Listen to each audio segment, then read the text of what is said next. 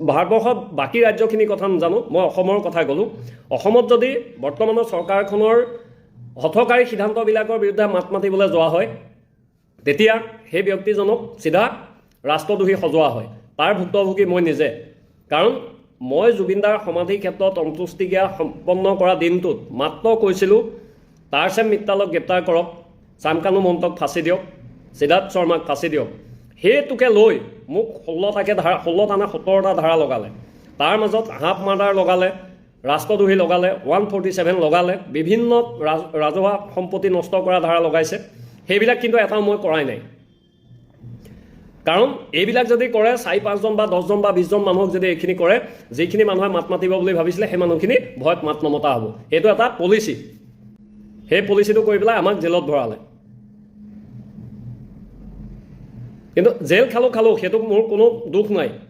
জুবিনদাৰ কাৰণে জেল গৈছোঁ, বাকী মই কোনো বেয়া কাম কৰি যোৱা নাই। মই আগতো কৈছোঁ, আজিও কৈছোঁ। এতিয়া কথা হ'ল কি, মুখ্যমন্ত্ৰী ডাঙৰীয়া, আপুনি যদি জুবিনদাক ন্যায় দিব নোৱাৰে সঠিকভাৱে, আপুনি ইতিহাসৰ পাতত এজন কলংকিত মুখ্যমন্ত্ৰী হিচাপে চিহ্নিত হৈ থাকিব। সদায় ইতিহাসৰ পাতত লিখা থাকিব আপোনাৰ নাম। আপোনাৰ মুখ্যমন্ত্ৰীত্বৰ দিনতে জুবিন গাৰ্গক ছিংগাপুৰত নি হত্যা কৰিলে। কোনে হত্যা কৰিলে আমি সঠিককৈ নাজানো। আপুনিও কৈছে, আমি যেনেকৈ কৈছোঁ কোনোবা হত্যা কৰিলে বুলি আপুনিও কৈছে, বিধানসভাৰ মজিয়াত কৈছে। কাৰোবাৰ চাহৰ জুহালত কোৱা নাই, কোনোবা লাঞ্জু পাণ্ডু নদাই ভদাই চাহৰ জুহালত কোৱা নাই।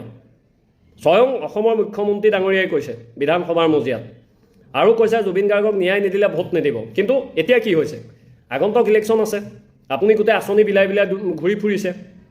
মুখ্যমন্ত্ৰী মহোদয়, ভাল কাম যদি কৰে, আপুনি যদি ইমানেই ভাল কাম কৰিছে আপোনাৰ চৰকাৰখনে, এই আঁচনি ধাৰ লৈ লৈ লৈ লৈ আঁচনি দি থাকিব নালাগে। সকলোৱে ভোট দিব, ময়ো দিম, সকলোৱে দিলেহেঁতেন। কিন্তু ধাৰ লৈছে 200,000 কোটি অসম গভৰ্ণমেণ্টৰ আজি ধাৰ, তাৰপিছত আপুনি আঁচনি বিলাই ফুৰিছে। আৰু জুবিন গাৰ্গৰ লেখীয়া মানুহ এজনে যদি ন্যায় নাপায়, আজি মোক যদি মাৰি পেলাই কোনোবাই পেলাই থয়, একোৱেই নহ'ব। কোটি কোটি মানুহে ন্যায় বিচাৰিলে, তাৰপিছতো ন্যায় নাই পোৱা। আৰু SIT গঠন কৰে প্ৰতিটো ক্ষেত্ৰতে, বহুতকেইটাৰ ক্ষেত্ৰত দেখিছোঁ। গৌৰৱ গগৈ ডাঙৰীয়াৰ ক্ষেত্ৰতো দেখিলোঁ, জুবিনদাৰ ক্ষেত্ৰতো দেখিলোঁ। SIT বিশেষ এজন ব্যক্তিয়ে দ্বাৰা পৰিচালিত হয়। সেই আজি যদি মই তেনেকুৱা পাৰত থাকোঁ, মই যদি গঠন কৰি দিওঁ, এই SIT বিষয়াকেইজনে হয়তো মোৰ কথামতে কাম কৰিব। এই বস্তু বা সেইটো পিছৰ কথা। আমাৰ কথা হ'ল দিয়া জুবিনদাৰ ন্যায়। আৰু তেতিয়া যদি জুবিনদাৰ ন্যায় বিচৰা, আমাৰ লেখীয়া গণতান্ত্ৰিকভাৱে ন্যায় বিচৰা যুৱকসকলক যদি জেলত নিনিলেহেঁতেন, আন্দোলনখন বহুত ভালকৈ হওঁহেঁতেন আৰু আজিলৈ ন্যায় দিবলৈ বাধ্য হওঁহেঁতেন। সেইটো কাৰণে আমাক জেললৈ ভৰালে। তাত কোনোবাই মোক বেয়া পাব, অন্ধভক্তসকলে বেয়া পাব, তেওঁলোকেতো বেয়া পোৱাটো স্বাভাৱিক, মোৰ কোনো কথা নাই। কোনে কি কয় সেইটো মোৰ কথা নাই। মই এটাই জানো, মই যদি বেয়া কাম কৰা নাই, মই যদি সঠিক কথাত মাত মাতিছোঁ, ৰাইজৰ হৈ মাত মাতিছোঁ, তাত মোক 1000জনে বেয়া পাওক, মোৰ কথা নাই। তাৰ মাজত কিন্তু ভাল পোৱা লোকো আছে।